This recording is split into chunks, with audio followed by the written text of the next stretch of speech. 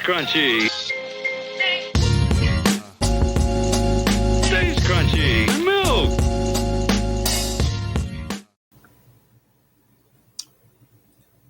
So Grand Theft Auto 6 was delayed for its second time today.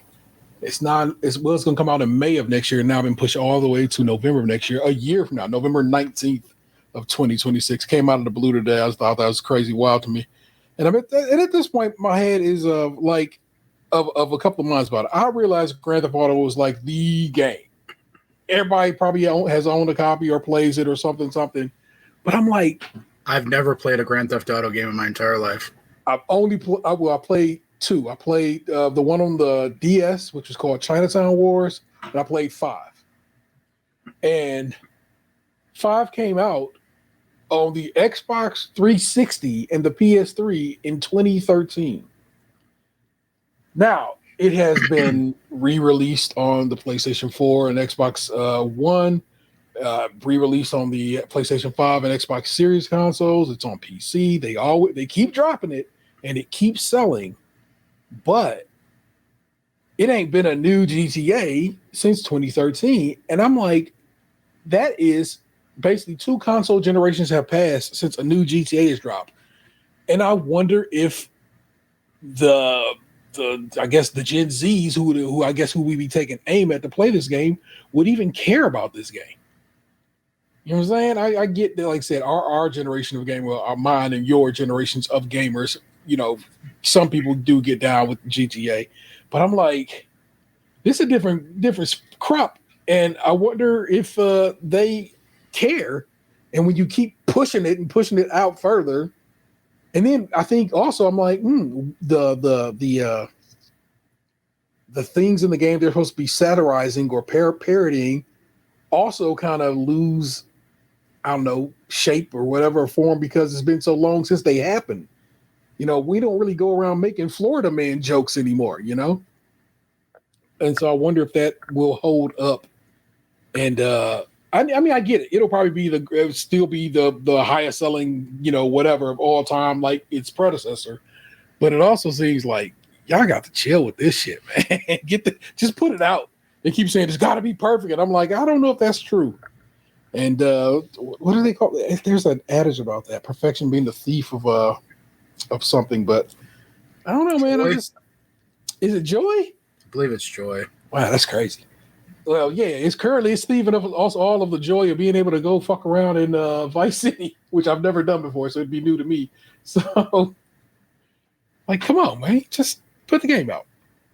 But I'm sure something is broken. And what it is, they build entire actual running cities as a simulation, and I'm sure doing that on a grander scale, 13 years later, probably leads to a lot of computer bugs or just situations that need to be addressed. But geez Louise.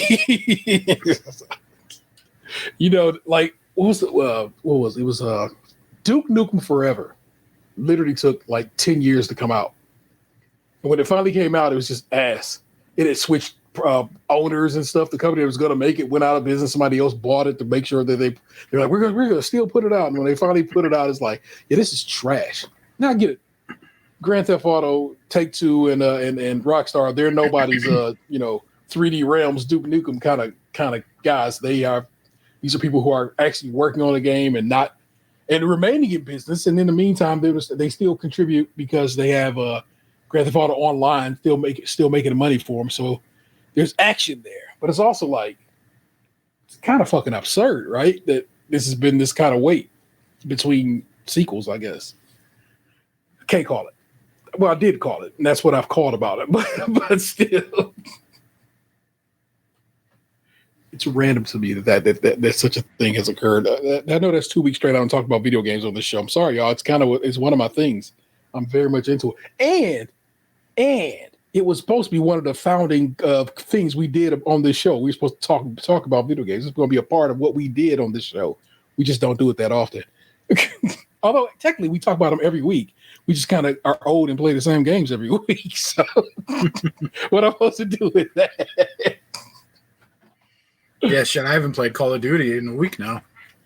You get a new one next week? Week after? When is I think it comes out the 14th.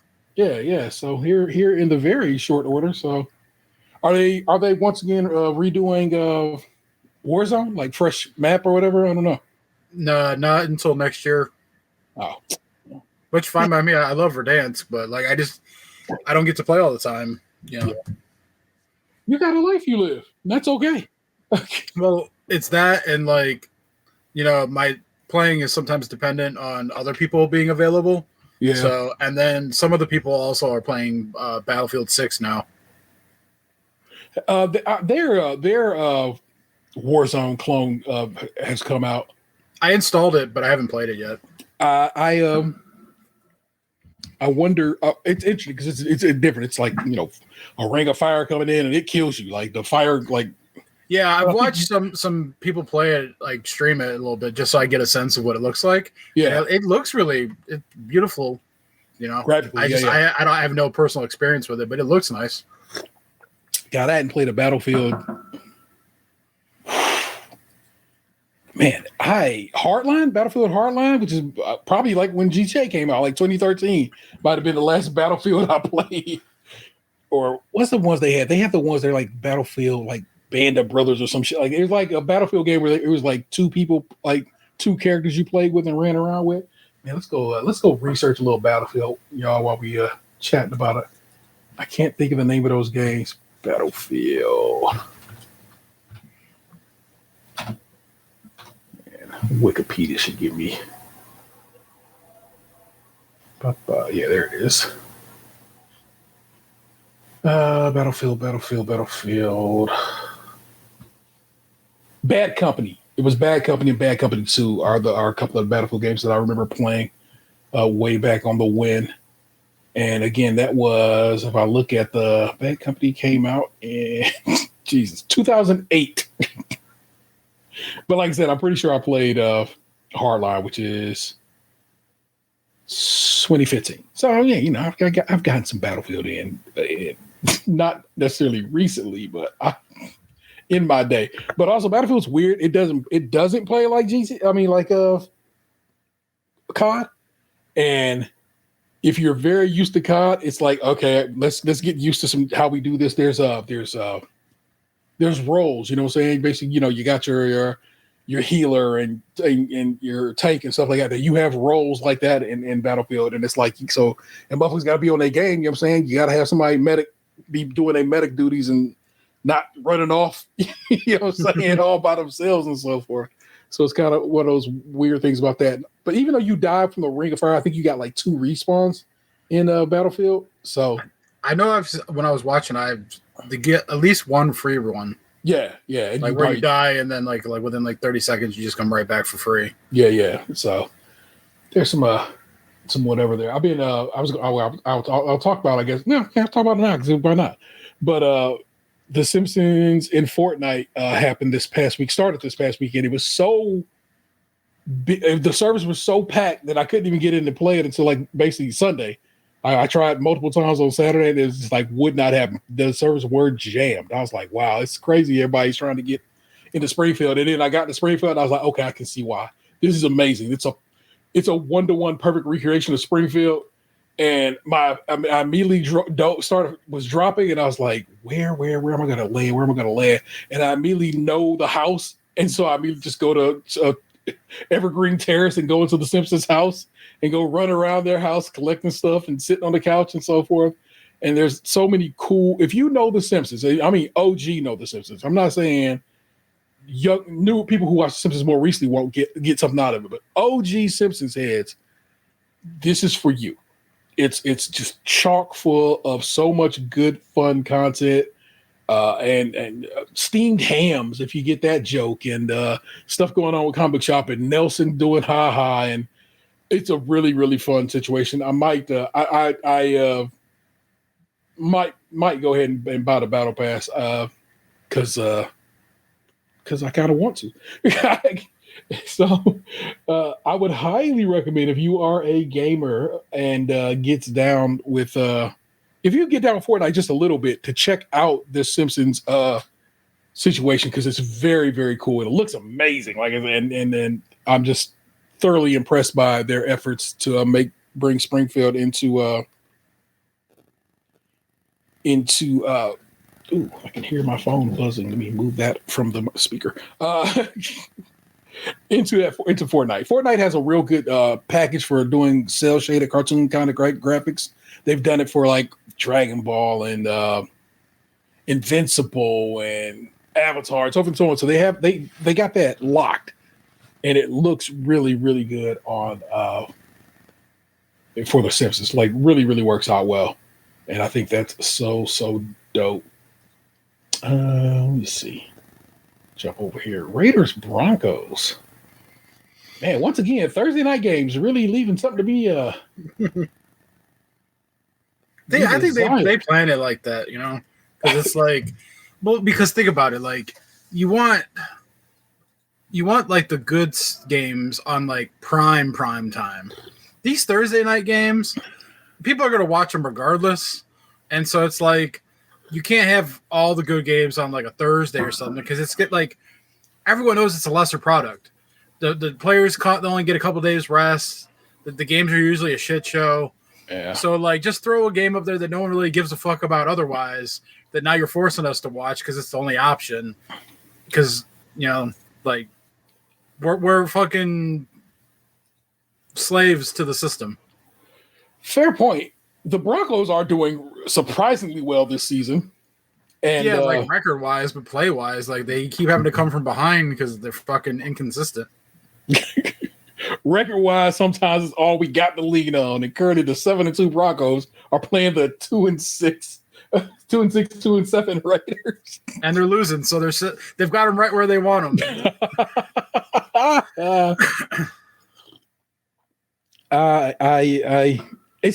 I think because of years of being trained that Thursday night games meant Detroit versus somebody, Dallas versus somebody.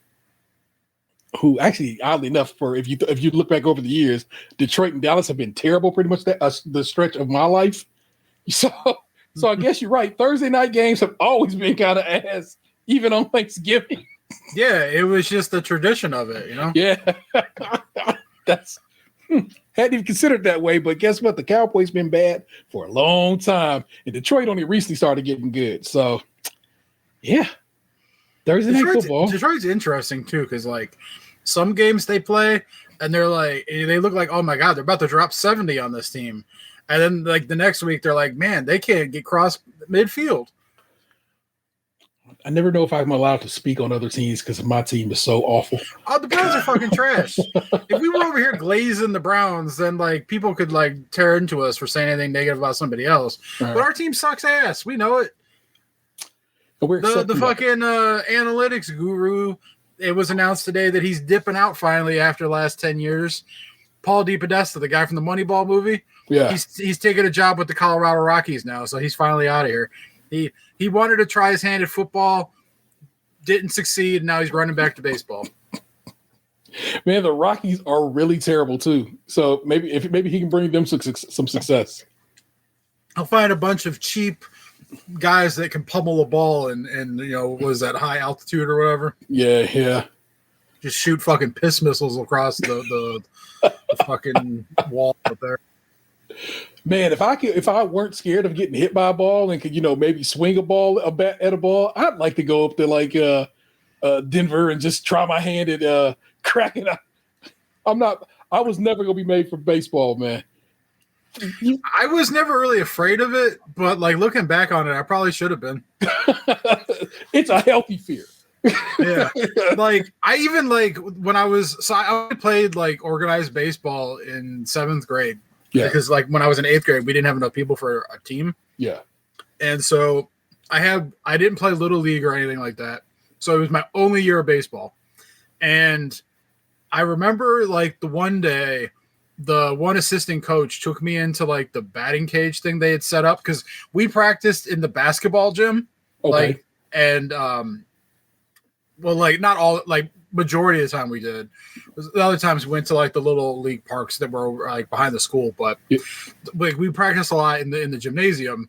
And they had like the theater stage area that like we didn't have like some schools have like just a theater hall. Yeah. We were a Catholic school that had like the basketball court, and then behind the basketball court was a raised stage. Yep. So they would pull the bleachers out so that like they could run plays and do shit back there in front of the basketball court. But anyway, so they had set up like a enclosed tarped area back there, and it was like going to be like the de facto batting cage for us. And so the assistant coach takes me in there the one practice, and he doesn't tell me this, but I pick up on it pretty quickly. The thing he took me in there for was so he could just throw at me. Like he was trying to hit me with the ball. I think he was trying to teach me how to get out of the way of the ball. But like he didn't like go in there and tell me that's what we were working on. He just started throwing inside pitches trying to hit me in the arm. Like, sir, do you know I have a bat? This could be a problem for both of us, okay? Man, adults suck. That was interesting too, because when I did we had to actually try out for that team, and so I did the tryouts, and like I didn't slide. I was a big kid even back then, and they wanted us to try to slide into second and shit. But like we did the tryouts in the gym, so they wanted me to slide on the basketball court into a second base, and I'm like, I'm not fucking doing that. So I just ran through the whole thing. I just skipped sliding, and I ran to second, then I ran home. Yeah, and so like. But like I could crush the fucking ball. Like I could hit like a motherfucker. Like I batted probably like 700 that season. Oh like, my God. They were serving you up. Yeah, dude, like I had an amazing eye for and like I had a lot of power. Yeah. I was just slow. But like I did the tryout, and then like they announced the teams while I was on vacation in Florida. Yeah. So like I missed the announcements, and then like I came back, and like everyone in the class was telling me that I didn't make the team, and I was like, oh shit, that sucks. But like I was like, all right, well, let me show up to the first practice just to confirm. Yeah. So like my grandmother drove me up to like the first practice the one day, and I went up to the coaches, and I was like, hey, I wasn't here when you guys announced the teams. I'm like, but I was told I didn't make it. I just wanted to make sure that was, right or whatever. I said it as like a little kid though. Like I didn't sound so professional. Yeah. But he's like, no, you made the team. He goes, the other Daniel didn't make the team. Ah. And it was just funny because like that Daniel like was like swearing that he had made the team and this, that, and the other. And then to find out that like, nah, son. And I felt bad too, because that was like, I used to hang out with him like at his house sometimes. Yeah. But then he kind of became like the Daniel that we kind of picked on too. And there was like I didn't like, looking back on it, I didn't like doing some like fucking with people sometimes, but like when people fuck with you, sometimes you just gotta like go back at them. But like I kind of regret it now as an adult. It's rolling with the punches, kind of like you're just trying to fit in, especially that time, 7th, 8th grade. Yeah, it's like, okay, everybody's making fun of this girl for. In my case, smelling like fish. That was the joke. This girl smells like fish. So it was like the one girl. Oh, she had like a sleepover with a couple friends, and they came back to school and told us that she stuffed her bra and this, that, and the other. Yeah, it's always some nonsense like that. So of course we just make fish jokes all the time about this girl. And then I remember chopping it up with her one day. She goes, "I don't smell like fish," and I don't know why they say I smell like fish. And I felt so shitty about it. And I go, "You're absolutely correct. That's some whole shit." And I don't know why we have this in us to just be like, let's make fun of people. This is one dude. I can tell you his name right now. And if you're out there and you hear this ever in life, Reginald Barfield, giant-headed kid. He had a big head. And we used to make fun of him and call him Truck or whatever, this, that, and the third. And it's just like, it's just dumb. I, in high school, got nicknamed by somebody, Tweety Bird. That's what they call me. Call me Tweety Bird. They call my man Sean Tiny. We was Tweety Bird and Tiny because we was two big giant dudes. You know what I'm saying? I was a big black one. He was the big white one. Tweety Bird and Tiny. That's what we were. And that's what stuck. And it's stuck in situations where I was around that dude. So only like that particular dude called us that. And now oddly enough, to this day, me and Sean call each other Tweety and Tiny. So I mean, I guess it stuck sort of. But it's just like, I don't know, man. It just, we're weird. We got probably our own shit going on. So you're like, let me put it off on somebody else so I can feel a little better about myself. And yeah, God, I mean, again, being the kid sucks, being the adult sucks. I was talking about this like with a buddy recently about because he's got kids in high school right now, and he's always like gets nervous when he hears about like an incident at the school. Yeah, for obvious reasons. Yeah, and I told him too. I'm like I couldn't imagine being a kid now. I'm like it seemed hard when we were in school, but like if I got picked on at school, then at least I could go home and I didn't have people fucking posting about me on social media or sending me private messages constantly and shit. Yeah. It's like at least I got like some sort of peace. It's for at least a little bit. Even if I was upset about what had happened, I still got away from it for a while. Yeah. But you just constantly been bombarded with people's bullshit nonstop 24/7. I get like I don't condone, but I understand why like there's more incidents now than there was when we were younger.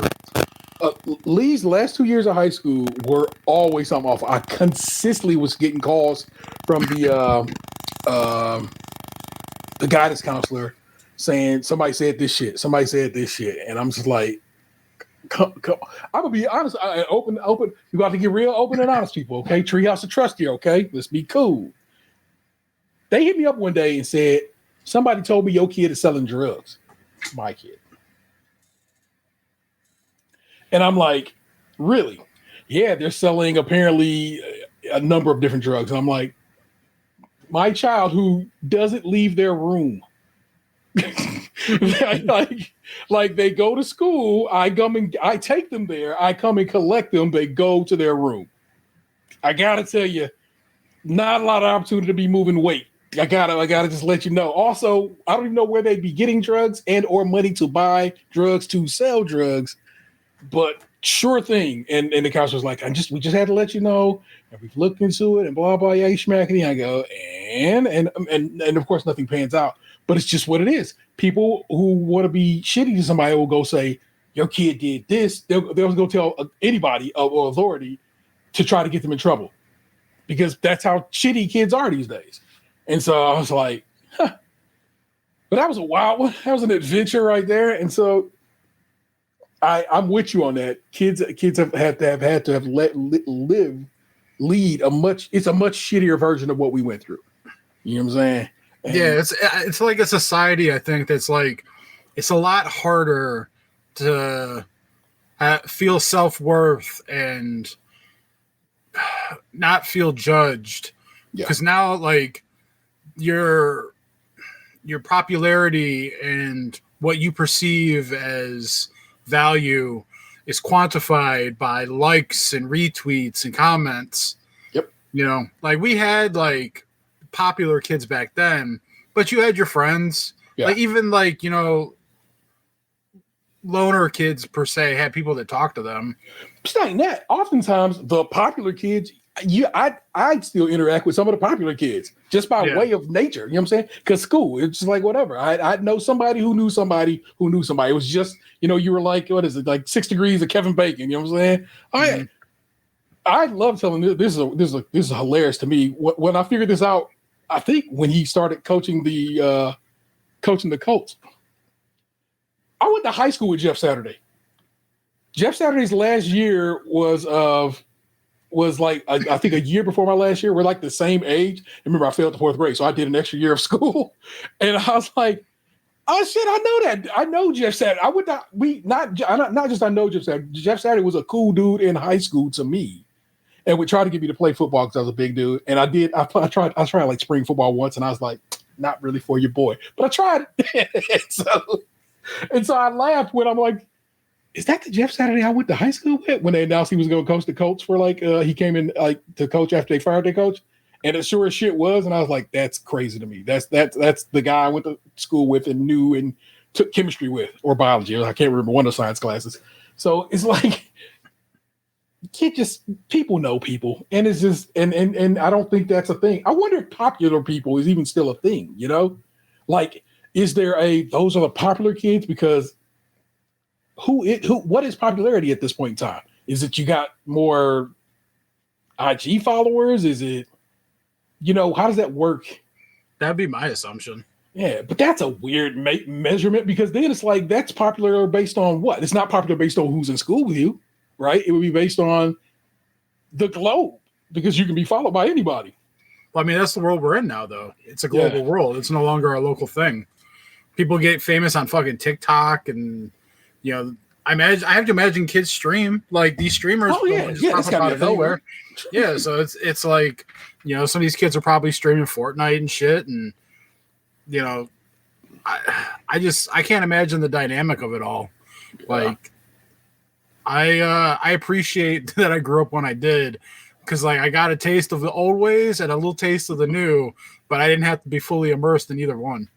I that's one of the things I always tell people about. It's like, bro, I came up in a time when it was landlines and dial-up internet, and I've made my way to a phone that's always in my hand, and and like I've made calls on rotary phones before. Yeah.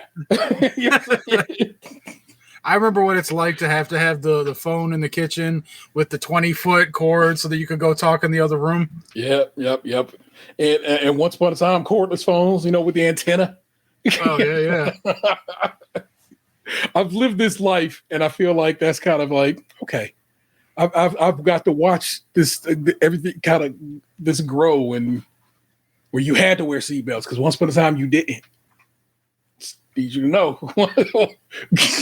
Once upon a time, they was like, nah, you don't need a seatbelt.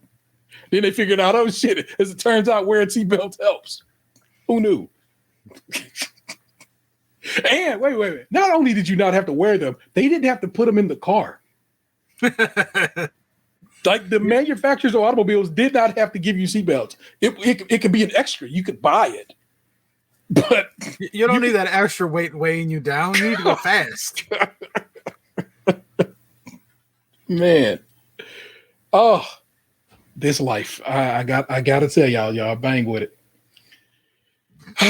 All right, we'll rap to you. Some fun lyrics. It's one of my favorite lyrics. I could rap it to you like they rap it to you, but I'm kind of gonna probably just kind of groove to it. We'll see. Because once I get going, we'll get going. I'm a b-boy. Standing in my b-boy stance, hurry up and give me the microphone before I bust in my pants. The mad author of anguish, my language polluted. Onyx's heavyweight and still undisputed. You took the words right out my mouth and I walk a mile in my shoes. I paid so many dues. I feel used and abused and so confused. Excuse me. For example, I'm an inspiration of a whole generation. And unless you got 10 sticky fingers, it's an imitation, a figment of your imagination. But wait, it gets worse. I'm not watered down, so I'm dying of thirst. Coming through with a scam, foolproof plan. B-boys make some noise and just slam. It's good, people. Welcome to it. It's episode 588.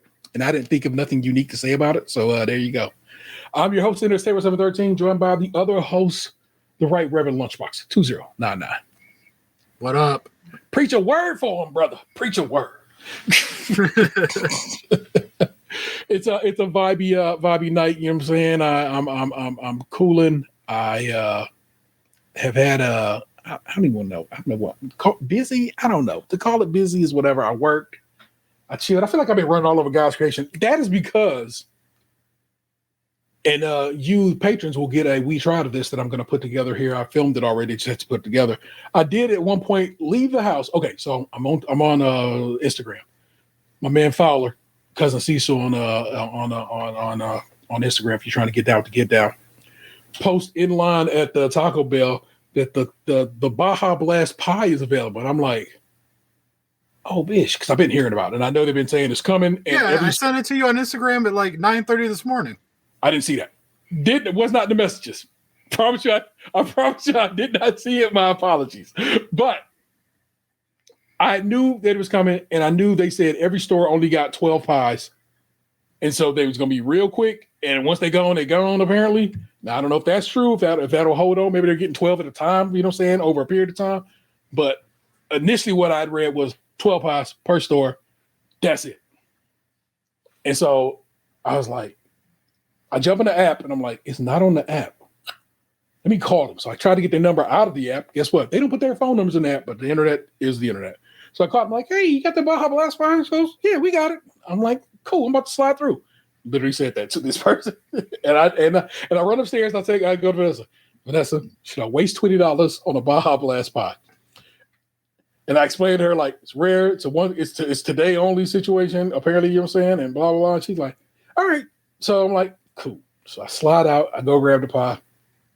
I try to take a picture of drive-through. It doesn't come out in the way I like. Their drive-through boards are LCD screens. So it had a little bit of a waviness to it that I don't enjoy in my photos. But drove to the window, got it. The ladies in the window were like, you got to let us know how that is. And I'm like, oh, don't worry. I'm going to film a whole thing about it. So I set it in my car seat. I take a picture of it in the car seat. I go home. I put it in the fridge. I look at the bottom. It says, let thaw in the fridge for 1.5 hours and enjoy within 4 hours after that to get the real cold icebox kind of pie situation. And I'm like, okay, well, that seems like a good time. I put it in the freezer, kind of not necessarily I forget about it. I'm just not thinking about it. I'm working. I'm doing everything else. And it gets around, what did I have to do? Vanessa wanted me to go pick up a script from her for CBS. So I go and get scripts for CBS. And I'm like, oh, shit, I need to try this pie in its little window. I'm like, it's probably past the 4 hour situation. If it's 11:30, 11:12, 1, 2, 3, 4. Yeah, it was definitely just leaving outside of that 4 hour window. They recommended. So I go get the ring light. I set up everything, and I start. You know what I'm saying, and I go and look up where because I remember they initially announced this at basically a Taco Bell style Apple event, like a developers conference. There was a Taco Bell. I was like, when did they announce this? I know they announced this. I feel like they announced this a year ago, or far further back than whatever. And I found that information, and so when my little intro was about when it's got announced, I'm going to actually stick the video. When I make this video, I'm going to stick the announcement in there so you can kind of see when Taco Bell announced it. This was actually announced in February of 2024, so nearing 2 years since they first said, hey, we're going to make a Baja Blast pie. And then it finally is out there as on the day we record this, which is the 11th of November, 2025. And so I slid through and got it, and I tried it on the We Tried. And like I said, patrons, I'll give it to you. Hopefully here sooner than later, and good times to have it all. So I guess in the middle of the day, I have left the house a couple of times today to go make some runs, and maybe that's why I'm feeling like it was such a busy day. But I can't call it if it actually was busy because it's busy, but not. So, but you know what it is? I got a little news story for you, and I want to talk about and I want to delve into the said news a little bit. And of course, we got some Remember the Assholes, box chase some stories. I have no real stories to tell you there. I got a pie. It's lovely. Also earned my free turkey from Giant Eagle again this year. Love that. So got my bird don't cost me nothing once again here in 2025. So that's dope. And I guess we should get the party started. Let me grab my little news story from you. This is from the Ohio Capitol Journal. The Ohio Secretary of State sends voter fraud allegations to Trump's Justice Department. Nick Evans on the byline. Last week, Ohio Secretary of State Frank LaRose sent more than 1,000 cases of alleged voter fraud to the U.S. Department of Justice. Critics contend, as LaRose himself has, that enforcing election laws is best handled at the state and local level. Going shopping. Since taking office, LaRose has regularly announced the number of alleged election law violations his office has found. In nearly all cases, those allegations have proven meritless. After reviewing more than 600 cases, for instance, Ohio Republican Attorney General David Yost brought just 6 charges. At the time, Yost grumbled about how many of those referrals were for illegal registration. I think that we ought to be focused on the voting, he said, rather than sidelining violent criminal investigations to check paperwork. Okay. And he's right. Because if they're illegally voting, then it's a problem. But illegally registering, who fucking cares? You know what I'm saying? And Yost's review amounted to basically a second opinion. LaRose has previously referred to those cases to county prosecutors. They largely found there wasn't enough evidence to bring cases. Ohio Prosecuting Attorney Association Executive Director Luke Tobin called LaRose's action an attack on prosecutors. With the U.S. Department of Justice referral, LaRose is again going back to the well, touting an administration that has expressed an interest in actively reviewing and potentially prosecuting election crimes. Yost and Tobin declined to comment for this story, but a measure in the Ohio Senate is illuminating. In the most recent budget, Governor Mike DeWine vetoed a provision allowing the Secretary of State to re-refer election law cases to the Attorney General. if the county prosecutor doesn't bring charges within a year. That ideal came from Senate Bill 4, which has passed the Senate and is now moving through the Ohio House. In testimony against the bill, Tobin criticized its codification of forum shopping. When a prosecutor declines to pursue a case, he said, the matter should end. If a prosecutor decides that a case should not or cannot be prosecuted for whatever reason, the Secretary of State can make the referral to the Attorney General and hope for a different outcome, Tobin wrote. And then, I'm saying, basically, that's not what we're trying to do here.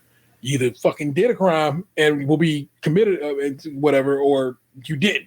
Don't say, okay, this prosecutor said no, but because he said no, I'm going to still try to get you for something. It's just bullshit. Ohio, you be on some bullshit. This is forum shopping, and it undermines the integrity and legitimacy of our justice system. LaRose's referrals. In a press release, LaRose emphasized the more than 1,200 criminal cases he sent to federal prosecutors. The secretary did not respond to Ohio Capitol Judge's request for an interview or comment. Of LaRose's referrals, about 1,000 appear to be instances of illegal registration alone. LaRose notes 167 examples of non-citizens allegedly casting a ballot spread over the last 8 years of 4 federal elections. Ohioans cast almost 27.5 million ballots in those elections. Even if every single one of LaRose's allegations proved true, that's a rate of 0.0006%. O'Reilly. Parts. LaRose also cites 99 cases of people allegedly voting in 2 states in the same election, 16 of people allegedly voting twice in Ohio, and 14 of people allegedly voting after their death. That's another great Simpsons joke. The dead have risen and are voting Republican. Such a good joke. It's when Bob was running for the mayor of Springfield. You had to be there, people. You had to know your Simpsons. Additionally, LaRose referred 4 cases of alleged ballot harvesting and 2 more of people registering at an improper residence. We work tirelessly to ensure that every eligible voter's voice is heard, LaRose said in the press release.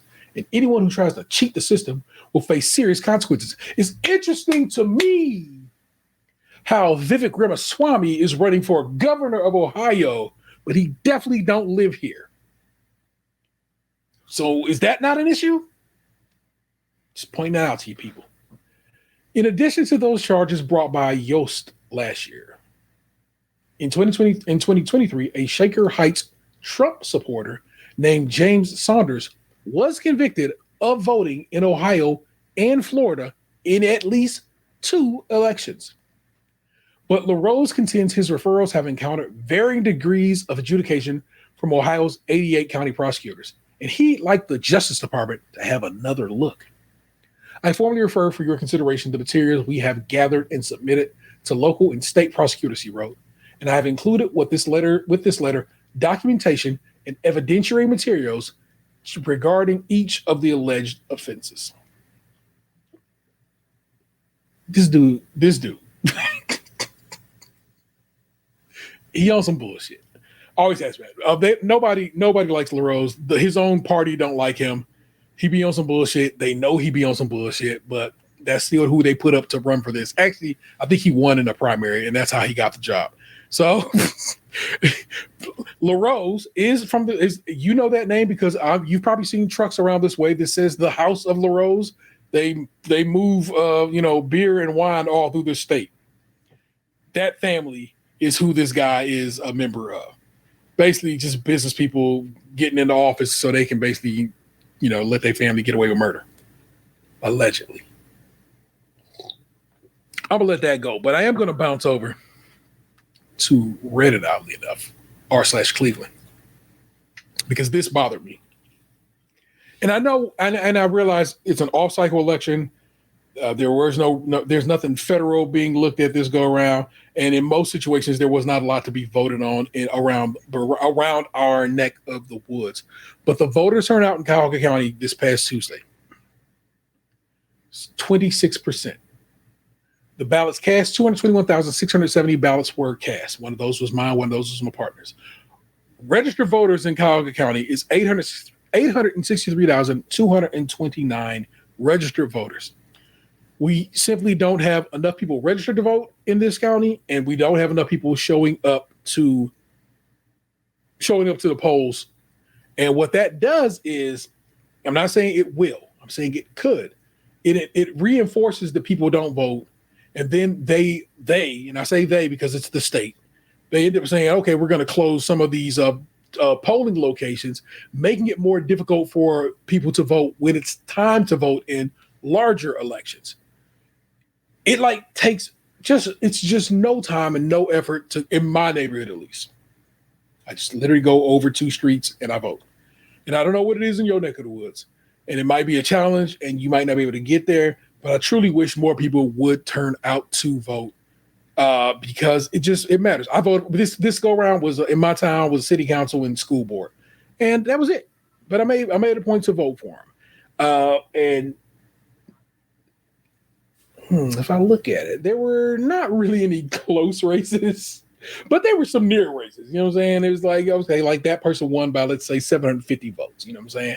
Which, when you live in a town, you know what I'm saying, that actually is, you know what I'm saying, oh, that's kind of close. But yet and still, I wish people would get out and vote regularly, more regularly. You know what I'm saying, I'm not saying you got to hit them all, but at least hit your November elections. You know what I'm saying? I'm not saying go hit every primary and every little special election unless some shit popping that you really need to hit the special election.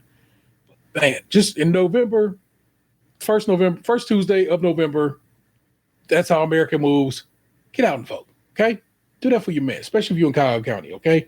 Needs that from you.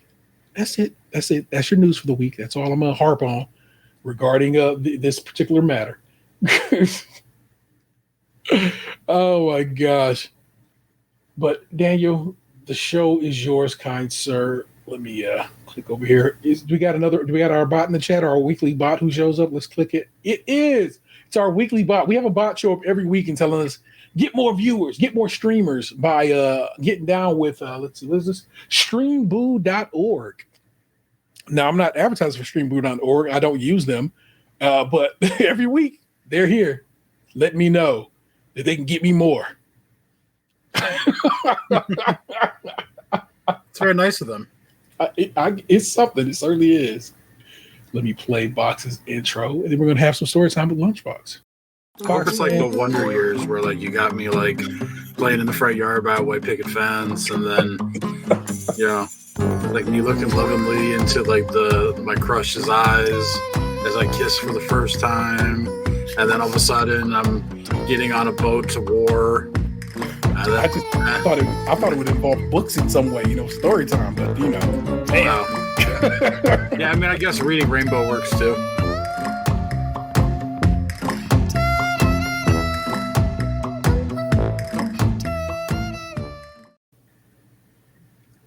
Daniel, the reins of the show belong to you, sir. Well, this is going to be a multi-episode thing. Ooh. So are we going to cut off at a what do you call it? A cliffhanger? Yeah, like basically I don't have all the information yet, so I'm just going to kind of tell you all what I know. Okay. And I'm scheduled to find out more Saturday. Okay. But here's what I know now.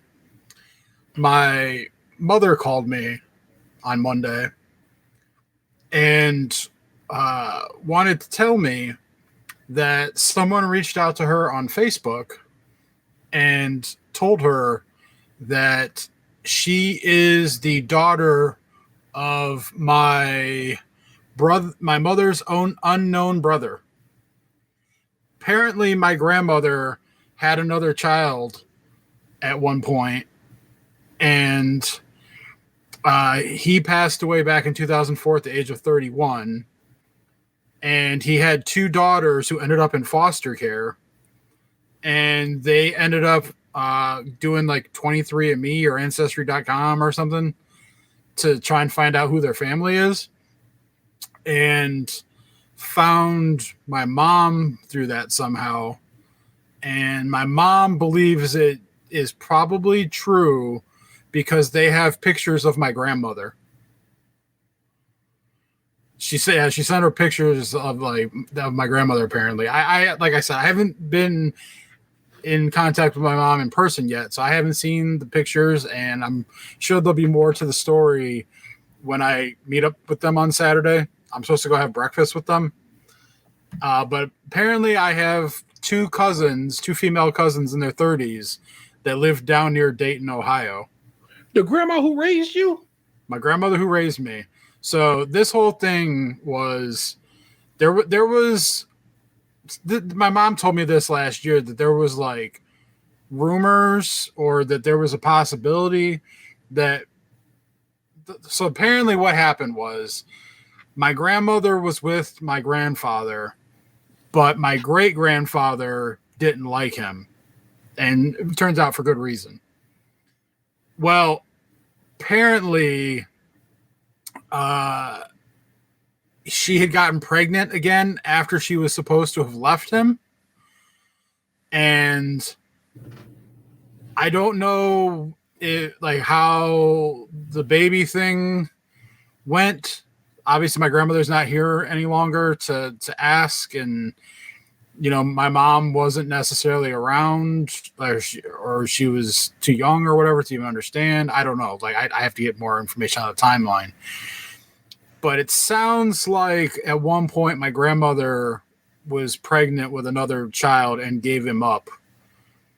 And now, that in turn makes it so that I have some biological extended family out there that I didn't know about until 3 days ago. Damn, 23andMe is out here doing the Lord's work, I guess. That's crazy. How do you feel? I realize that's a big dome of a question. How do you feel about that? But I guess, how did that hit you? How did that news hit you? Honestly, I feel like in this day and age, it wasn't as shocking to me as it may have been, if we didn't have TVs and movies and the internet. But I've come to realize as I've gotten older, all families have quirks and dirt and scandals and things that they don't, tell everybody and shit.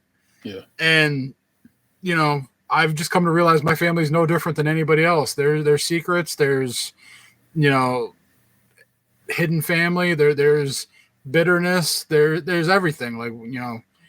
I never met my grandfather, and him and my grandmother got divorced, and he never saw my mom, and he lived a mile from my dad. I saw the house all the time. We drove by it all the time. I never met him. Couldn't tell you what he looked like. So I've never seen my biological grandfather on my mom's side. I think he's passed away at this point.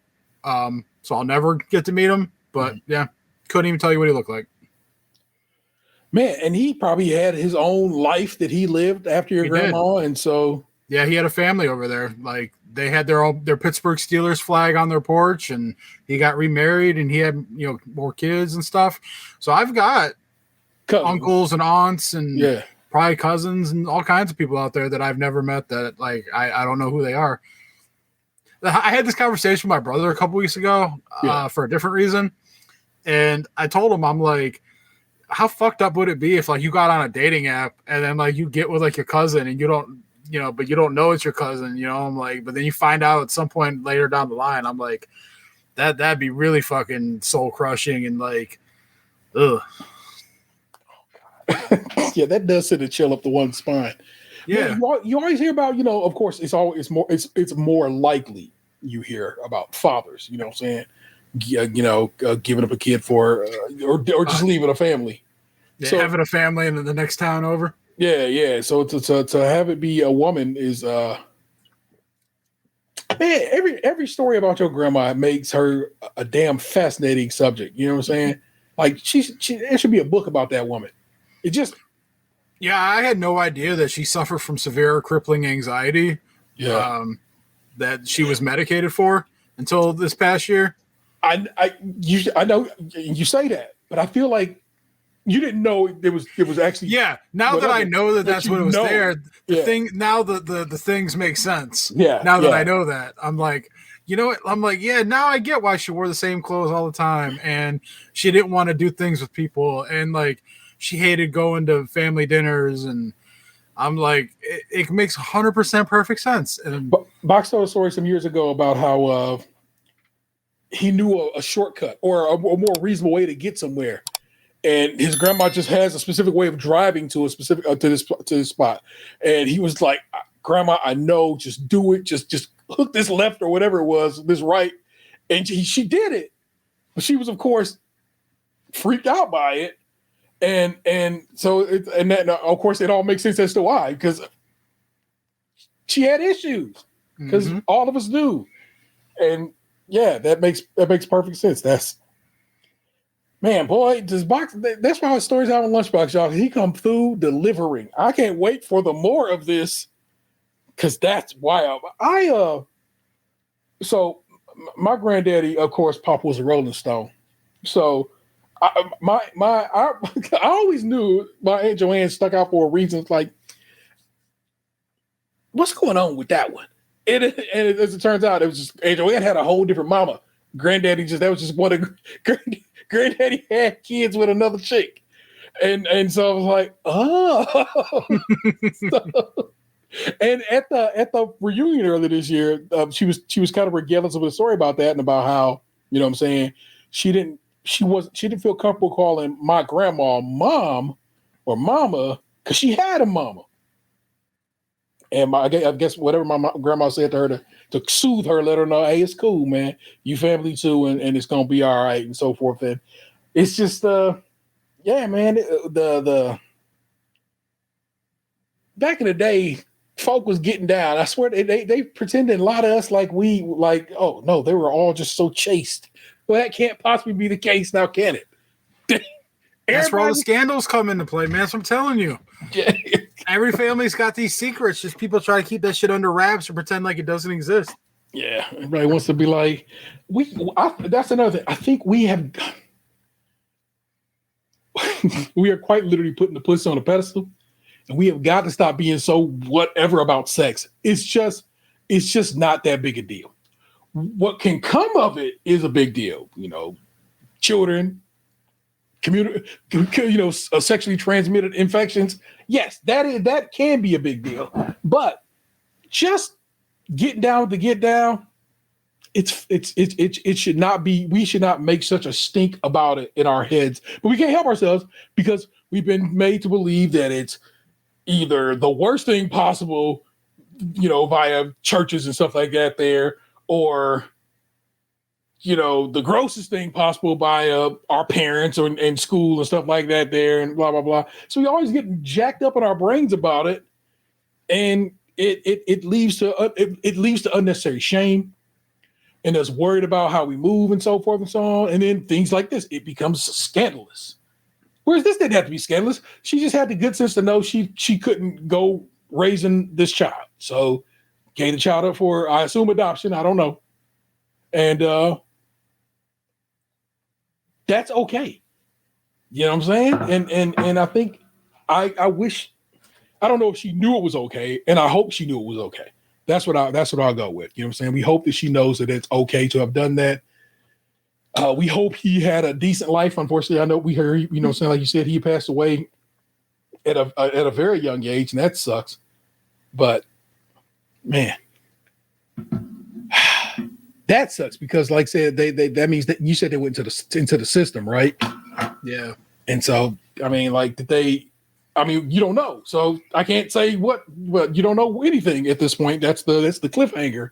Yeah, I've told you because I wasn't on the phone with her very long because I had to get ready to go to bowling league. Yeah. And like I said, so I'm tentatively scheduled to have breakfast with them at the Golden Corral on Saturday morning, which I didn't even fucking know Golden Corral had breakfast because I haven't stepped foot in a Golden Corral in like 15 years. I'm gonna be real with you. I've always wanted to go to Golden Corral breakfast. I think I've gotten to Golden Corral near brunch, so it's less good shit going on. But a Golden Corral breakfast, well, one seems deadly. Just seems like you could probably eat far too much, but also deadly. And like, man, all the pancakes, get some waffles, some eggs, throw some cheese on them shits. Give me some of them grits. Yes, all of this. Grits with the jelly? No, I'm Did you watch that video I sent to the Instagram chat? Clearly not. God damn it, T, dude, man. I don't even know why I fucking bother anymore. That's me in on TikTok. That bitch, I keep that motherfucker full. But here, so grits. Okay, there are in the black community there is a divide. It is savory grits and it's sweet grits, and there's motherfuckers who don't play about it. This was a video put up by Tony Baker. Oh, say word. His friend, a fellow comedian, took a video of himself at a Waffle House saying that he knew his black friends are going to be mad at him, but he likes jelly on his grits, and he showed himself eating grits with jelly on it. Yeah. And then Tony Baker did his famous cut-in where he starts talking about the shit that he just saw in the video in a way that only Tony Baker can. Yeah. And so it was like a 2-minute video of him talking about the grits and stuff. See, look. I didn't even know this. I don't know this. So that's crazy to me that I am talking about grits with you and you just sent me some shit about grits. And you sent me a shit about the damn Baja Blast Pie. That's Box in my head, not knowing he in my head. That's because that's my homeboy and he in my heart and my soul. So that's cool. So. Yeah, when you texted us earlier for the picture from the Taco Bell drive-thru, I was like, oh, cool. T watched the video I sent him. No. So.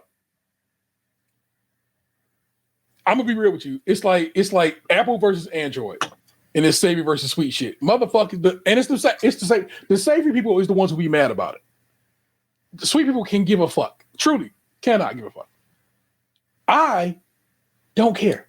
If I can get me on some cheese grits, some shrimp and cheese grits, great. If not, and you just serve me up a bowl of grits, and then I'll hit that shit with some maple syrup or some sugar and butter. I'll eat them sweet. I'll eat them savory. I don't care. And I think that's mostly what people who eat sweet grits are. It's like, I don't think they are like, I have to have them sweet all the time. I think they just don't care. Like, I'll take them sweet. I'll take them savory. I'm good either way. But people who eat them bitches savory be thinking I'm like the worst human being possible because how dare me put some sugar in my grits? And I'm just like, but bitch, they my grits. You didn't buy these grits. I bought these grits. Don't worry about what I'm doing with my situation because they my grits. And people just be angry about it for no damn reason. It's like, that's nothing to be mad about. But also, neither is phones, and neither is if you got a PlayStation or Xbox, or if you play on a PC or whatever. So sometimes, man, this we just want to be mad for no damn reason. Well, according to Tony Baker, putting jelly on your grits is diabolical. It don't do it for me. What kind of jelly was it? It looked like strawberry. Yeah, that don't do it. Already I got a problem. But I'm not mad about it. You don't like strawberry jam? I don't. Oh, man. God damn. Sorry, I'm a grape guy. Oddly enough, here's one that people sleep on. So you ever seen the little short jars with the little plaid lid? Hmm? They cost like $5-6 a jar at this point. Yeah, and they got like the sticker on them that look like they were like handmade. Yeah. They have a wide selection of flavors, and one of those I had before was like a cherry. It's cherry and something else. It wasn't just straight cherry. It's cherry mixed with something else. And that one was chef's kiss. Worked well with everything. Toast, biscuits, peanut butter, and that, fantastic across the board.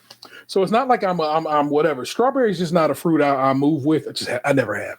I get why one might. I'm not upset by if you enjoy it. It's just not. It has never been my my little flavor profile. So I don't move with it. We've eaten breakfast at a lot of places in this life, sir. You and I, and I don't think we've ever eaten anything out of abnormal. You know what I'm saying? Some eggs, mashed browns, a little sausage, some bacon, whatever, whatnot. Yeah, I don't go crazy with my breakfast orders. Aren't really eccentric. Yeah. So I don't feel like I never even had grits until recently. Yeah. Did you savory or sweet? Yeah, they were like cheese grits. Yeah. What'd you think? They were fine. Yeah. A well-made cheese grits that might have a little bit of a cheese pull on them. You know what I'm saying? You get a little scoop and like, oh, okay, that cheddar doing something. It it be doing something. It's really, really tasty. Yeah, so I can appreciate that. Again, also, like I said, a bowl of sweet grits is fine by me too. I can't care, man. Yeah, like having had it, like I think it's fine with cheese, but I think like if I had it like with some jam and it mixed in, because the one egregious thing I will say about the guy's original video, is that like the jelly that he put on the grits, it was like, you know, when you go to like a diner and they got the little like Smuckers, little square joints. Yeah, it looked like he just took the shit out of the packet and put it on top and then didn't spread it. So when he took the bite, it was literally just a spoonful of grits with like the jelly packed like intact on top. So that was an egregious follow-up out of him. But I'm not denouncing the thought. It's like he was eating Jello and grits at the same time. Yeah. No bueno. I get the why. It again, I don't care. But I can understand why that can make somebody's tummy feel weird. Looking at somebody do that. Like, oh. So, of course, you know, the English are constantly mad at us on TikTok. And one lady was like, I just don't understand. Peanut butter and jelly makes no sense. Of course, jelly over there is Jello to us. Jam is jam over there. That works. Preserves are preserves. They understand that. But jelly is what we call Jello. And she was over there making a peanut butter and Jello sandwich and was like, this is disgusting. I don't understand. And of course, the Americans was like, that's because you stupid. You don't understand what we are saying when we say jelly over here. We just basically mean jam. Go get you some peanut butter and jam and hook that up and it'll change your life. And that's the thing. That's the fun part about that is almost every time somebody finally has peanut butter and jelly as we make it, strawberry, raspberry, whatever they want to put on it. And their lives are forever changed. They're like, oh, I understand what Americans is talking about now. That's been a delight to watch. I watched this woman today eat for the first time. I think I sent that I might have sent that in one of our chats. She had cheesecake, and she had it from Cheesecake Factory. She got a lemon meringue cheesecake, which I thought sounded fire. And she's like, I don't really like cheesecake, but I do like lemons and blah, blah, blah. And she's British. And I think she lives in the States now or visiting the States. And she takes that first bite. And that's the thing. You always see their face change when they're like, this is what motherfuckers been talking about this whole time. And it's like, you watch their face melt as it's like Lethal Shooter. I understand it now. It's like all of a sudden you fully grasp what we talking about over here. We got good food over here. I'm not on some old, the English have terrible food. That's why we're fucking obese. Like a mug. They announced today that they're about to cut the price on these obesity drugs because the obesity drugs have been helping with the obesity epidemic in this country. And I think when I talk to my doctor next, I'm gonna holler at him about it, see if he thinks that's something I should be fucking with. Just because I'm at this point 50 years old and I got high blood pressure. Probably, you know what I'm saying? I've been taking high blood pressure meds for a while now. I'm like, you know what I'd like to do? Maybe lose weight and not have high blood pressure no more and not have to take meds with it. And I know you're saying you should exercise and eat better and blah, blah, blah. I've done these things. I've tried these things. And I've had varying success. I have lost some weight before with exercise, but also gained it right back. I have tried to be better about my consumption, and I make it for a stretch, and then I don't make it. And so I'm from a country of really good food, and they seem to have figured out a way to help me medically. It seems to work. And like I said, when next I visit my doctor, I might just have a chop it up with him and be like, do you think that will work for a nigga like me? And if he says yes, then we'll look into it. And if he says no, he thinks I should be trying something else. I'm going to assume that the guy who went to medical school has good sense and knows what he's talking about in regard to me. So we'll see. But lemon meringue cheesecake sound fire. I don't know if I'm going to slide through and get one, because if I'm going to get some cheesecake, it's probably going to be their Reese's version. They have like 3 different peanut butter and chocolate situations at the Cheesecake Factory. They have one that is Reese's. They have one that's like Rick's cheesecake or some shit like that there. And then there's another one. It's fantastic, people. Get down. That's how we move. All right. Box left you on the cliffhanger. Worry not. We'll come back to that next week when we record. Again, I told you I have no real story, but you just heard multiple stories from me. We just discussed a bunch of things. It's grits, food, it's weight loss. I think I did an okay. Tea time. There you go. You got tea. You got timed. So it's okay. So we keep it motherfucking moving. So thus far, once again, I posted a show today. I've not received a letter from Spotify telling me my music is weird, although that might take longer than you think. But I did put the episode that's missing, which is 586. Yeah, it is up for free on our Patreon. You can just go to the Patreon and go listen to that over there if you can't find it in other podcast venues, because it has not been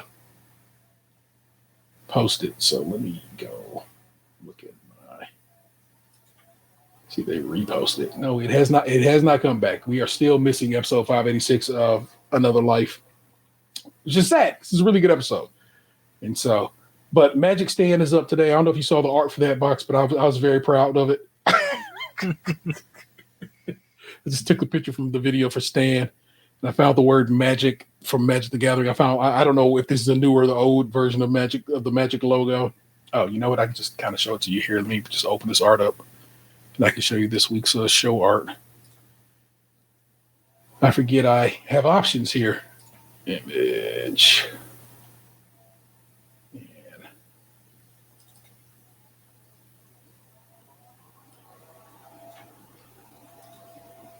You guys don't know, I do the behind the scenes stuff of art and the like.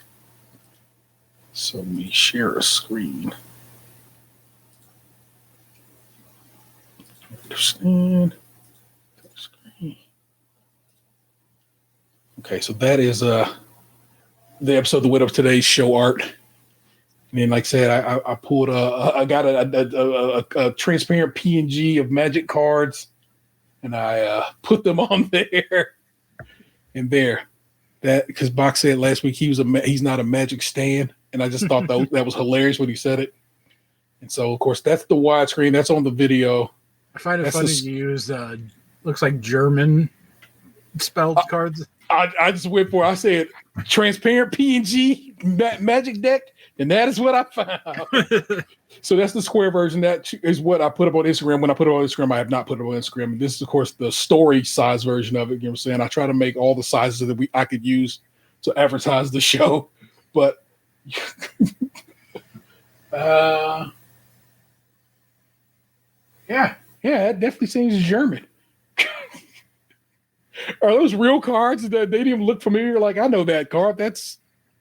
I mean, I know what the cards are. I just don't like. No, Bromakas Biful. And that does say Planeswalker, so that's kind of something, right? Yeah, I mean that's a type. Okay. I feel good about that. Anyway, I had fun making that art. Gideon von Bordoden von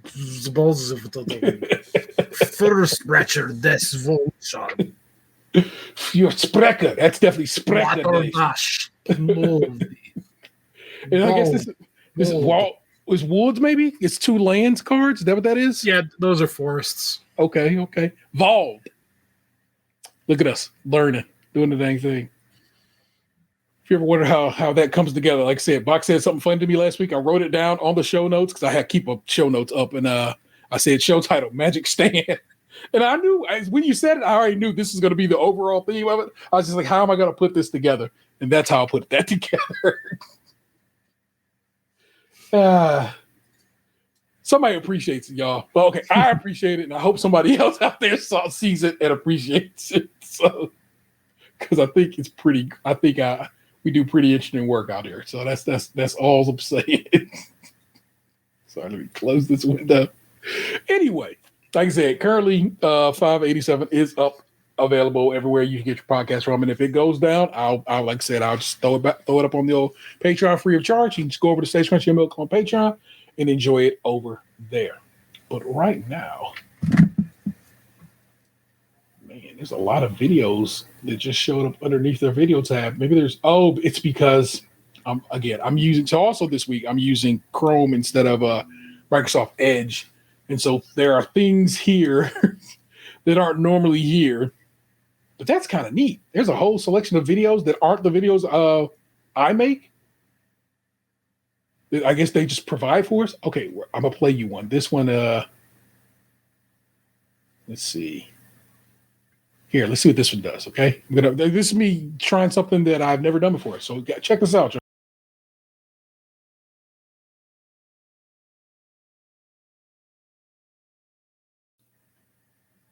I don't know. It's kind of neat. I have no use for it. We have an outro already. We have a video that plays when we finish the show. But there you go. But what we play right now, when we slide over to Reddit into the subreddit Emma the Asshole, is this.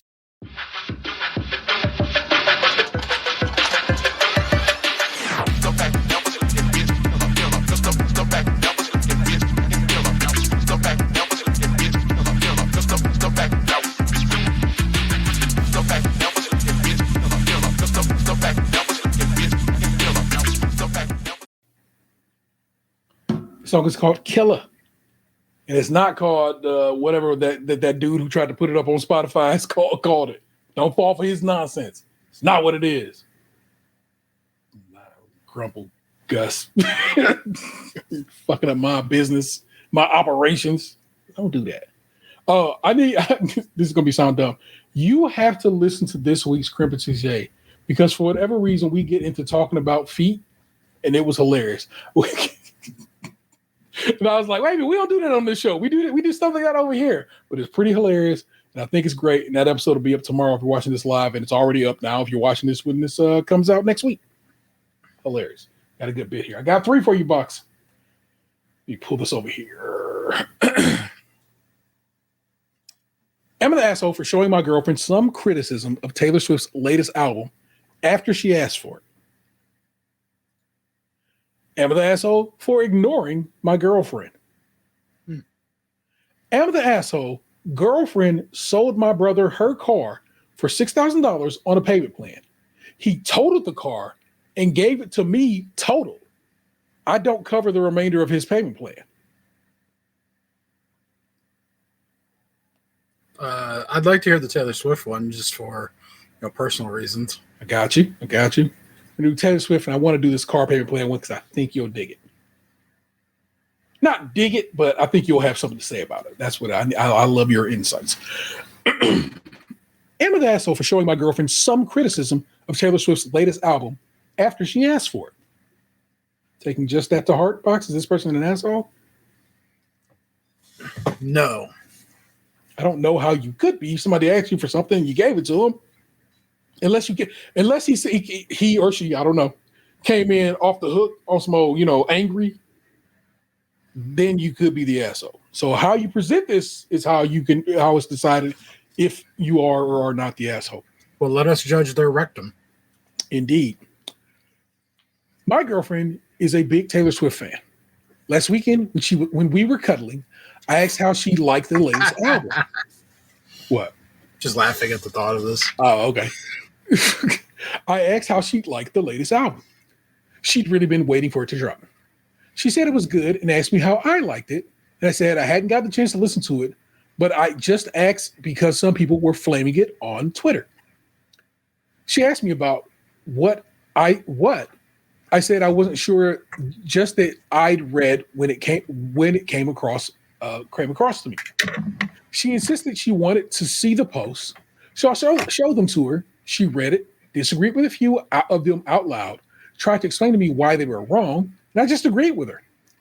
Last night we were driving one of the songs, maybe 2, and they didn't put 2. We were driving, one of the songs in the latest album came up on. Okay, last night we were driving, and there should be comma.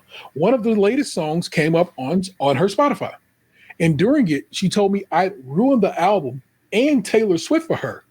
I thought she was joking, but she was serious. Am I the asshole for having brought up all the criticism I came across to her? No. Does this woman never heard of the outside world before? Other opinions exist other than hers. Like, come on now. And it's not even like this person said anything bad. He said, I saw other people saying bad shit. She's saying Taylor's ruined for her because other people criticize Taylor? Or does the criticism have something to it? I guess is the question. I think that's one of those things where, like, when you haven't seen a movie yet, and then And I think like this is crazy that she's applying this logic to this, but like, when you haven't seen a movie and you're kind of looking forward to it, and then you hear someone else be like, it wasn't as good as I thought it was going to be, or whatever. And then it's like, it kind of kills your enthusiasm for wanting to go see it now. And I'm like, I feel like that's what she's doing here, but it feels stupid to me that she's doing it to this because she already loves Taylor Swift. She already enjoyed the album. I don't understand what she's like logically doing here. Yeah, and I don't understand how this other person could be an asshole when she asked him and he just said, "Oh, I didn't even listen to it, but I saw these other people saying this." Yeah. It's not like, "Oh, I saw these people saying this and I agree with them, and that's why I don't listen to it and fuck her." Like, he's just like, "Oh, this is what they said. I don't know. I don't have an opinion." Yeah. I'm not. It's cool and it's okay that maybe you've had your eyes open to some criticism of her and are like, "Hey, man, I don't know if I can bank with her set no more." But that's not your man. Oh man, could that be like the awakening here? Just like, I was blind, but now my eyes have been open thanks to the power of Twitter. I stay woke.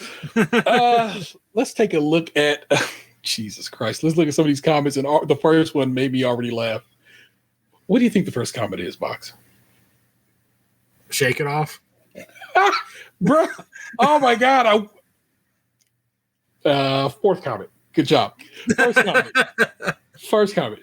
Do you and her have bad blood now, sir? One thing's for sure: they definitely got problems, and I don't think they can solve them. Yeah, we really made a deep cut. I think they could shake it off. And then somebody Browns, hey. The story of them looks a lot like a tragedy now. It's a love story. Baby, please say yes. I'm just reading you these comments to go down. He did not save her from the fate of Ophelia. One of the songs is Fate of Ophelia. Vanessa loves it. She keeps playing that song. Not keeps playing, but she plays that song regularly. Nah, bro. He's the problem. It's him. OP is kind of an anti-hero if you think about it. She sounds like a nightmare wrapped in a daydream. It's like all these Taylor Swift songs. It's like, it's so well done. They are never, ever, ever getting back together. Meh, shake it off. Why you got to be so mean? Band-Aids don't fix bullet holes. Sounds like their song is slamming screen door. And it's just like, it's just that whole flock of Reddit. Well done. All of you. I raise my cup, sir. Let's see. Here's the one gold post I see, but it's a response to other things. So let me read the two above it and then the gold post. Not the asshole. She sounds like a child. You ruined blank for me. Is not the way mature people speak. Sure thing. Somebody responds to that.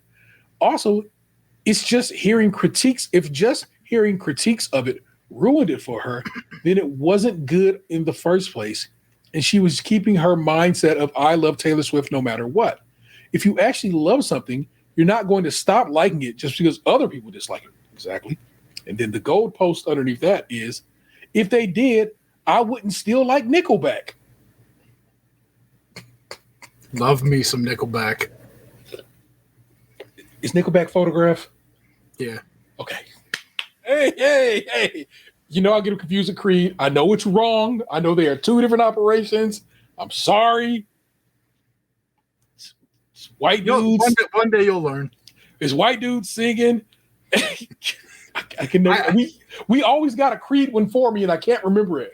Do you remember that argument that you and I got into like 12 years ago in the office one day because you were trying to argue, like it was trolling on my end, no lie, but you were trying to like argue that like some artist was better than Nickelback.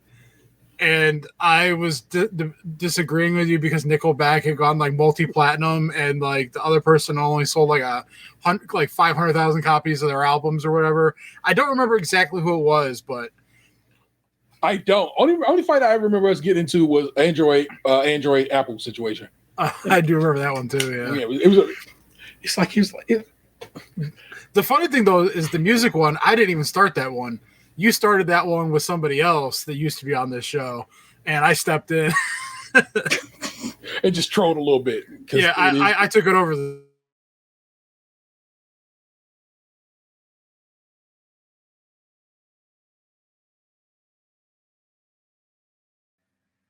still going. He just froze on me, and I'm sure he'll pop back up here shortly.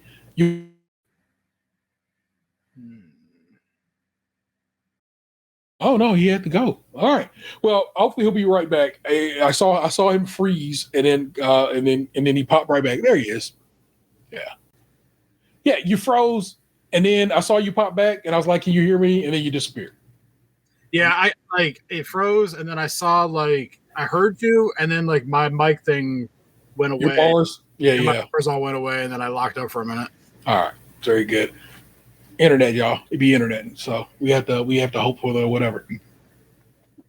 But now, that is something I can truly say I have kind of I think I've grown on, and I simply to this girl. I mean, it's like yeah, I guess you could fight this shit, but the reality of it is, and we talked about it. Nickelback and Creed separately, something like 8 million on one side, 5 million on the other, and I don't remember who had who. I think Creed sold more. I think when we looked it up, it was Nickelback had sold, and then like so many, and so people like it. People like Creed, people like Nickelback, and it's okay for people to like them things. And who cares what? Not saying who cares what anybody else's think, because I don't like that mindset either. But Creed has sold over 53 million albums worldwide. Maybe I'm putting 5 and 3 together to make 8. And then 28 million in the United States. And then if you go look at Nickelback, if Creed is 53, I think Nickelback is just like maybe 8 million less than them or something like that. Yeah, Nickelback has sold 50 million albums worldwide. Yeah. So it's fine. It's ducky, people. It's like, you get down with it and you move accordingly. And you kind of, I'm not saying don't care. It's just like enjoy what you enjoy. Love who you want to love. Be who you want to be, to quote the scholar Ray J. Because that's just all that matters, man. I'm sad that this Taylor Swift fan has had her fandom struck a blow by people talking about or criticizing this album in some way, shape, or form. And I don't know if it's the musical situation or is it basically lightweight seeming racist. That's some stuff you got to look into. I'm telling you, it's out there. I'm not going to give it to you. Just letting you know. Some people are saying, yeah, that's lightweight racist, Taylor, which is kind of fucked up to me because it's like, I don't know. She seemed pretty cool in recent years. And then I wonder what happened all of a sudden to had her. I don't know. But then everybody in this country lately seemed racist. It's wild. It's just, and so I'm like, is she racist? Is what she's saying racist? Or is what she's saying is she lightweight jealous of her boyfriend's ex? And I guess you could be that, but it seems weird to be jealous of your boyfriend's ex because he's your boyfriend now, or your fiance is fiance. Yeah. So it's like, why give a damn what happened in the past with him in his relationship? You think he gives a damn that you was dating any number of Loki or John Mayer or whomever else? You know what I'm saying? Joe Jonas? Was it Joe Jonas? Wasn't she with the dude who was the werewolf in the Twilight movie? Oh, yeah, Taylor Lautner. Yeah. Any number of gentlemen. You think Travis Kelce is sitting there? I guess he don't write music, and she does, and that's how she expresses herself. Can't call it. I don't know if Taylor Swift's racist. I hope Taylor Swift is not racist, but also don't listen to Taylor Swift music. So I have no real affinity for her either way. I just hope that she's not, because I hope she's a good person, and I hope everybody out there is a good person as best one can be, and can't call it. Won't call it. And I'm sad that this woman has had her fandom shaken like that, because it sucks when somebody you love does some dumb shit. Maybe, because I don't even know, because that might be the criticism, but it might just be they don't like the way the album is sequenced. I don't know the criticism. I'm telling you, the only criticism I am aware of is that criticism. So who knows? You know what people have been saying lately? I'm actually going to wheel this back around to Halo, because we just talked about that last week. So the president and one of the organizations that the president has control over played a Taylor Swift song over some stuff, and people were like, "Why is she not putting in a fight saying, hey, don't play this shit?" The president also and ICE put up a picture of Halo the other day. They made the picture of President Trump as the Master Chief, and then they were like, take it to the flood of illegal immigrants with a picture of the Halo. And the guy who made that art and initially made Halo was like, yo, fuck that. That's some bullshit. And Microsoft should do something about it. And Microsoft hasn't done anything about it. What else did he do? He did something. I think there's another one, like a Pokemon one or something. They're like, why is Nintendo not fighting? And it's all like, I think everybody knows or has become aware. If you fight this knucklehead on this shit, all he does is make your life hard. So if you just stay quiet, I know you're saying, bro, don't stay quiet. I know we shouldn't stay quiet. I know we should be fighting the good fight as best we can. But also, it's okay to be fearful of the possible recriminations from such shit. And Taylor Swift may be saying, hey, bro, don't do that shit, could get her caught up in some nonsense. And I think it's perfectly okay for her to be like, I cannot be bothered with some nonsense right now. It's reasonable for people not to be like, I can fight the fight today. Because maybe today she can't fight the fight. But maybe another fight she can fight. And so I'm hopeful that is just what's going on here.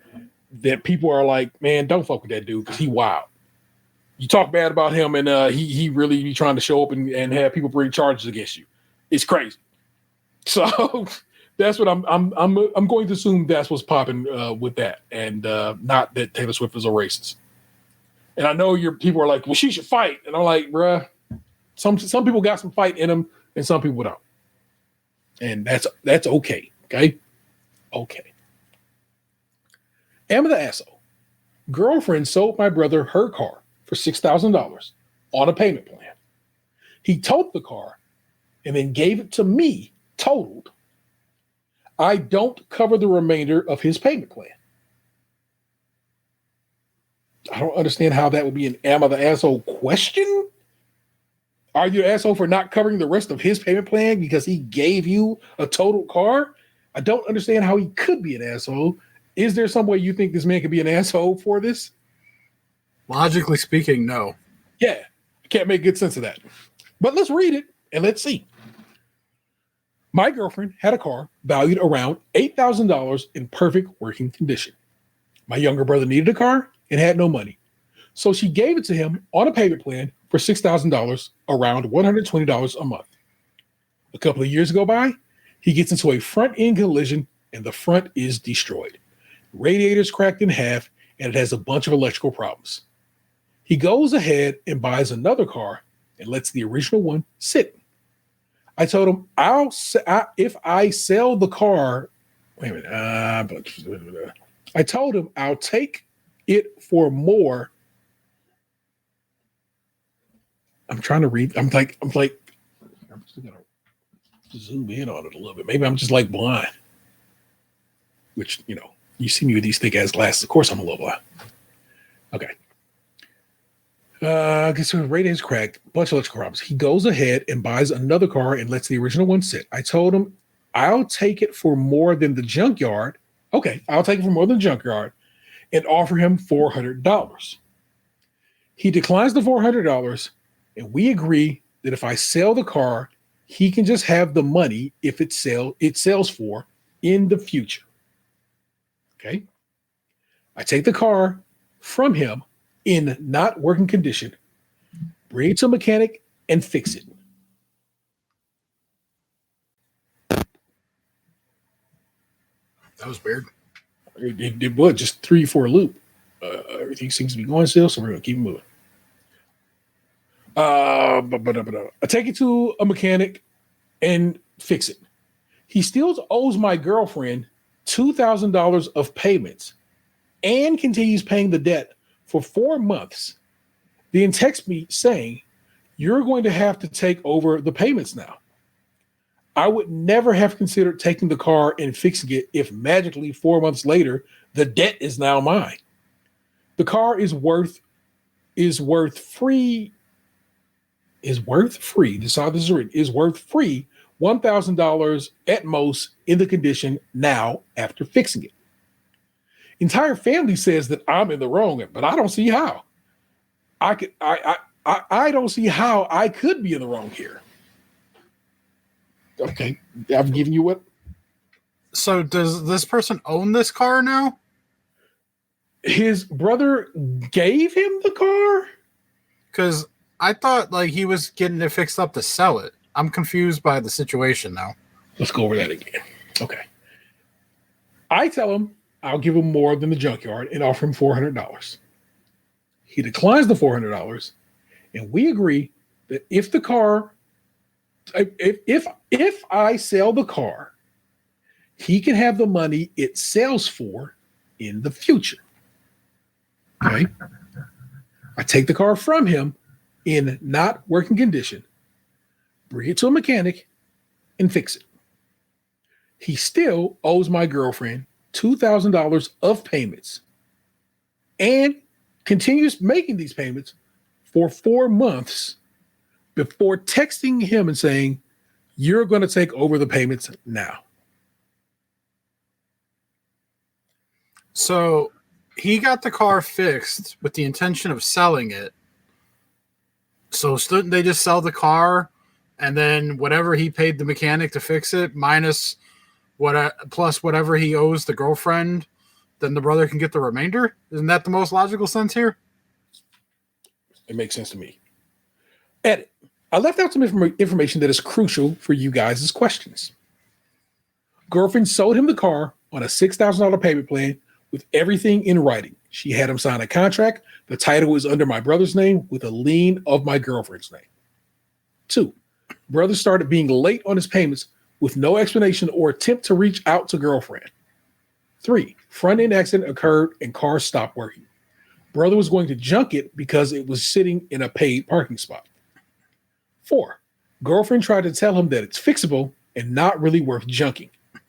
Brother declined and doubled down saying he will junk it. 5, brother demanded that the lien be signed off so he can junk the car. Girlfriend obliged and made him sign another contract. 6, brother never junked the car. Instead, gave it to me. I offered him money, but he declined, just wants the sale money. I don't know why you wouldn't have just sold it to your brother. Anyway. 7, a couple of months pass. Brother commands me to take over the payment because he's leaving for the Army. I decline and say that's his debt. I offer to give him the car back instead of the $2,000, and he declines. 8, entire family turns on me. 9, brother's girlfriend pays off the rest of the debt to my girlfriend. Family still says I should have paid for it. 10, car is still under his name with a lien on it. He never took the lien off. There you go. That's the story, Daniel. I don't know how this man could be the asshole. It's weird that, I don't know. And no, you shouldn't have paid the debt because that man was under contract to pay these bills. Pay these bills. Pay your fat. That's the word. That's what it is. What it is. Mm-hmm. So no, there's no way your family should be on some bullshit. Let's read one of these comments. Not the asshole. Your brother owes the debt to your girlfriend per condition of the sale. Your agreement with your brother gives him money from the sale in a completely different arrangement. Your brother's an asshole trying to take advantage of you. Your family are a bunch of assholes enabling him. And the OP response, my thoughts exactly. So it's not like he don't seem to know it. If you didn't know, Reddit thinks this person is not the asshole. I'm scrolling down a little bit to see if I see anything. Everyone sucks here. I don't know how your girlfriend is putting up with either you two on this. And somebody responds to him, exactly. Seems like one thing both of these brothers have going for them is finding women out of their league. That guy's not an asshole. That was a weird amateur asshole. So worry not. We keep it motherfucking moving. Box, you been watching anything, reading anything, playing anything? I have been watching Elementary. I am on, I think, episode 8 of season 6 now. So I have 13 episodes left in season 6, and I think there's 13 episodes in season 7, and then I'm done. I did buy the book Rich Dad Poor Dad, but I have not started reading it yet. Okay. Very good. What did I watch? What did we watch the other day? So we watched, okay, so Great British Bake Off comes on in England on Tuesday nights. So the final was this week. And I literally just finished recording our episode reviewing last week's episode, the semifinal. And I was like, I got to watch this final, and I got to watch it tonight. I needs to know. So of course I go to my sources, I get the episode, I download it to the computer, and I stream it over to the TV. And me and Vanessa watched the final the same night it came on in England, which I thought was kind of kick ass.